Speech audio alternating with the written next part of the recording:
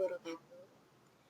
Nama saya Putri Deansari, NIM 142058085, lokal MI 6B.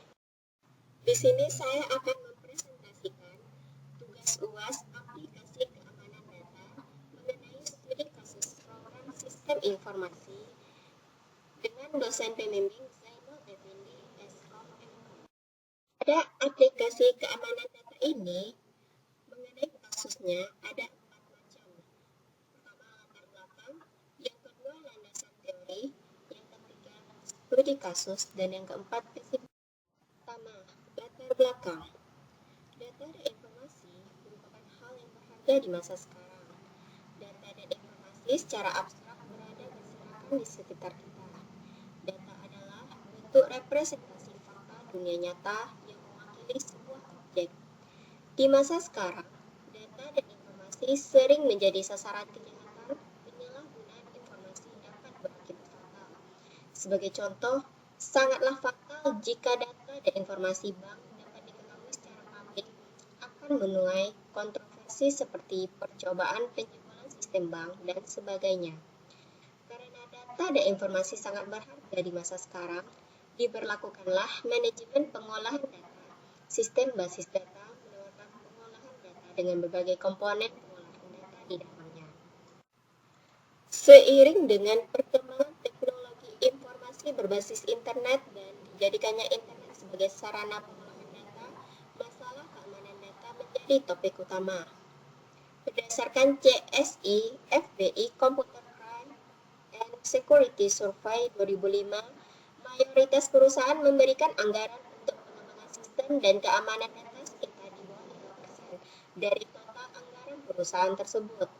Salah satu contoh masalah keamanan komputer yang pernah terjadi di Amerika terjadi pada Maret 2005. Seorang mahasiswi dari UCSB dituduh melakukan kejahatan mengubah data-data nilai ujiannya dan beberapa mahasiswa lainnya. Dia melakukan hal tersebut dengan mencuri identitas 2 orang profesor atau Gordon 2005.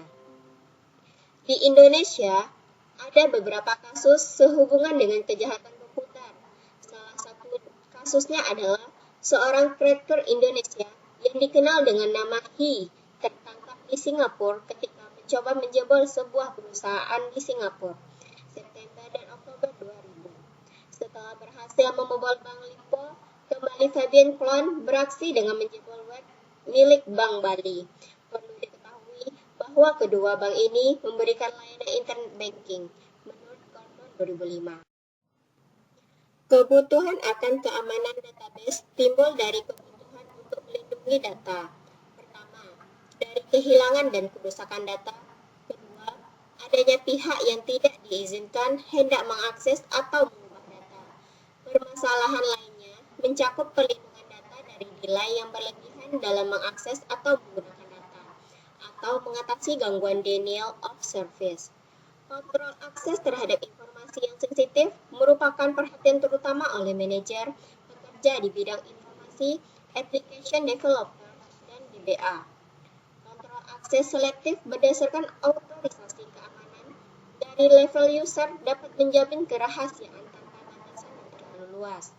Level dari kontrol akses ini menjamin rahasia informasi sensitif yang tidak akan tersedia untuk orang yang tidak diberi izin atau otorisasi, bahkan terhadap user umum yang memiliki akses terhadap informasi yang dibutuhkan, kadang-kadang pada tabel yang sama.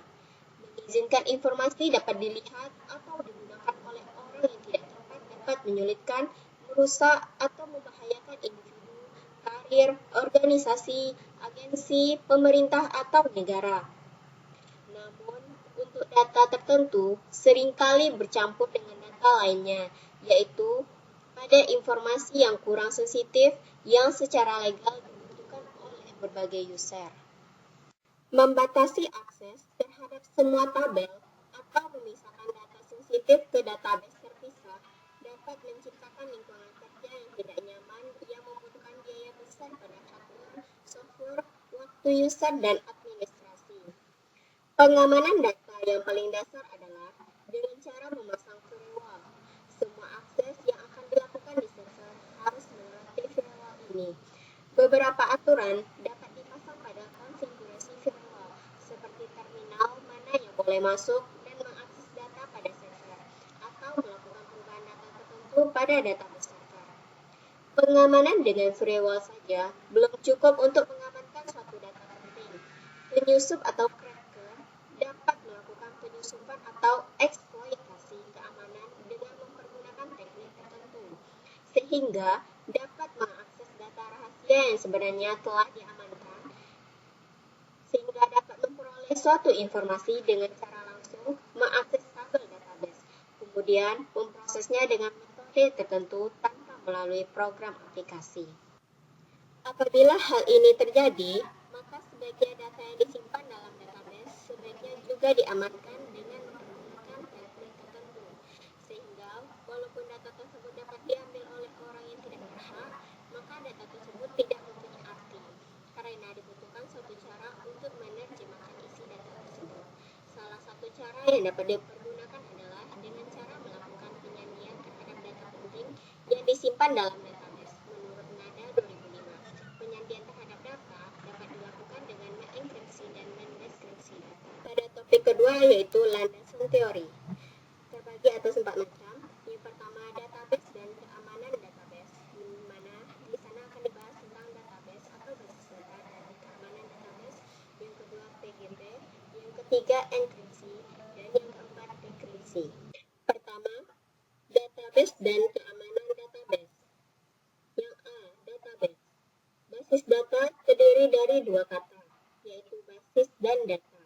Basis dapat diartikan sebagai tempat penyimpanan, sedangkan data adalah representasi fakta di unit nyata yang mewakili suatu objek yang direkam dalam bentuk angka, huruf, simbol, teks. Prinsip utama basis data adalah untuk pengaturan data, dan tujuan utamanya adalah kemudahan dan kecepatan dalam pengambilan kembali data.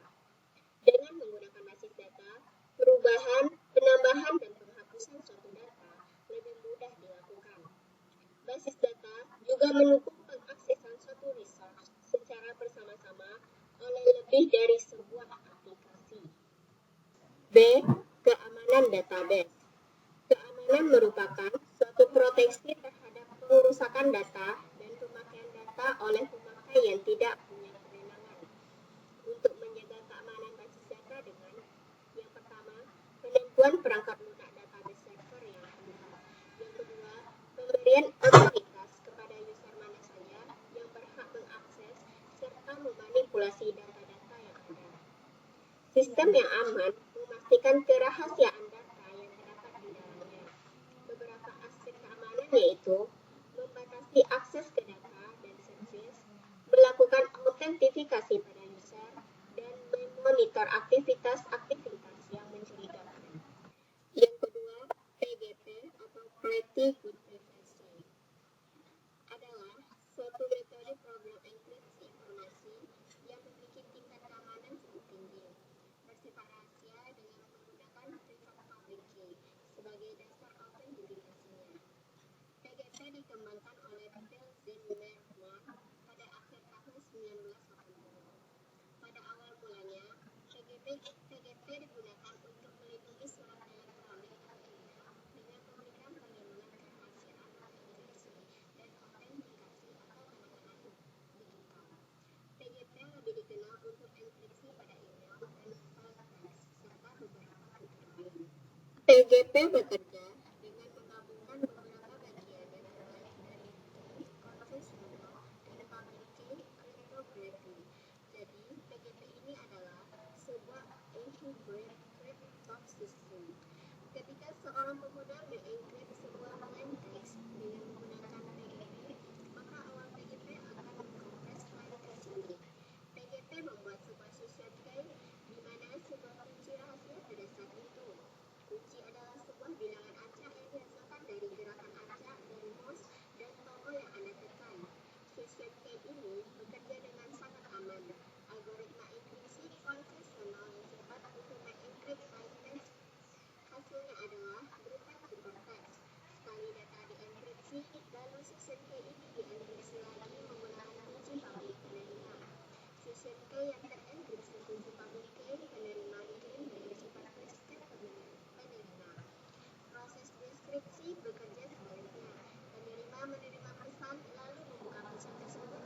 kunci privatnya. Namun, pesan tersebut menghasilkan encryption dengan session key. Dengan menggunakan PGP, penerima mendeskripsi ciphertext letter encryption secara konvensional. Selanjutnya, yang ketiga, enkripsi. Enkripsi atau encryption merupakan suatu proses di mana sebuah pesan atau plain text ditransformasikan atau diubah menjadi bentuk pesan lain atau ciphertext menggunakan suatu fungsi matematis dan enkripsi password khusus yang lebih dikenal sebagai key.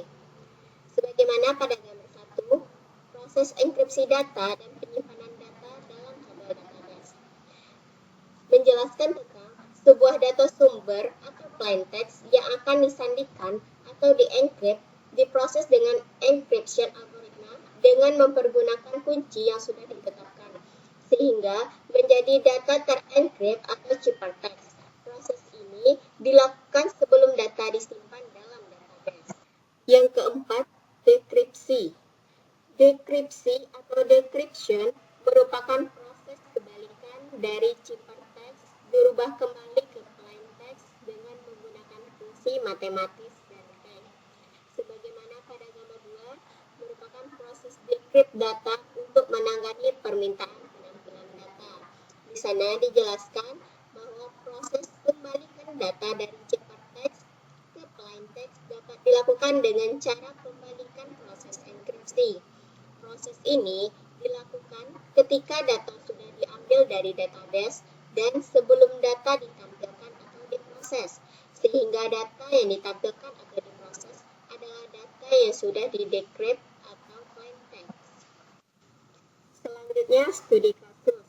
Proses enkripsi dan dekripsi isi file dari suatu tabel database disimulasikan dengan studi kasus berikut ini.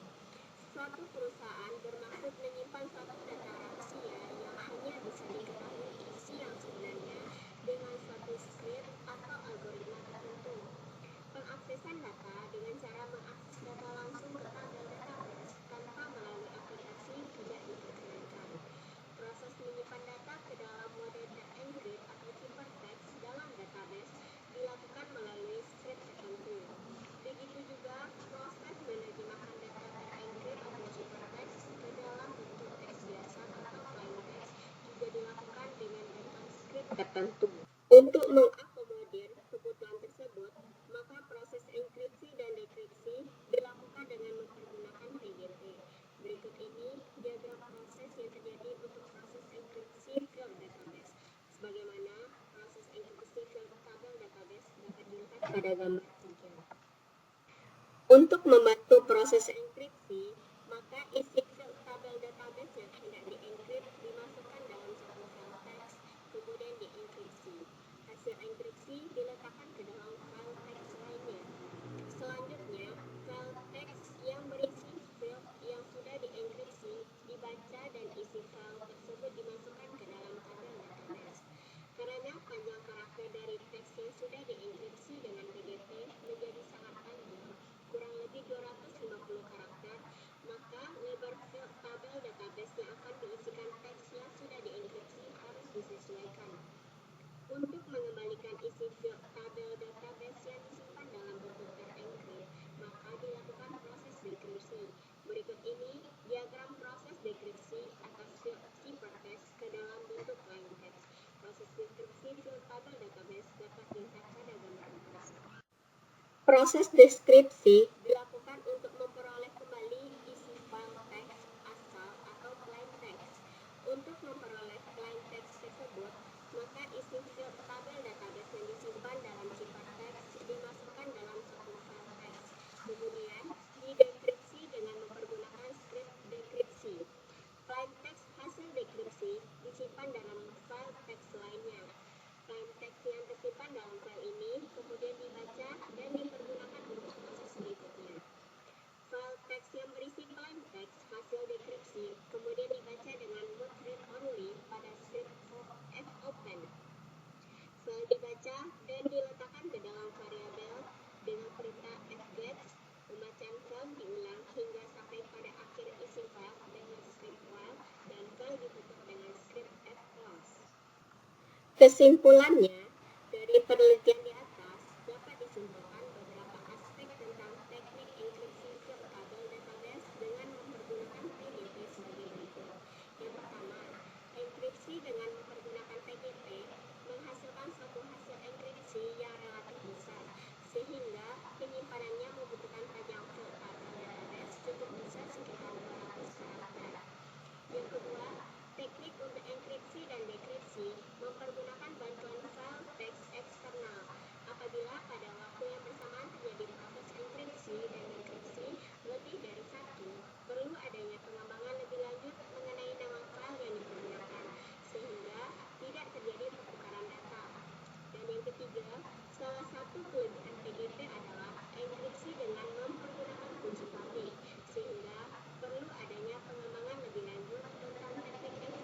menggunakan public dan private key.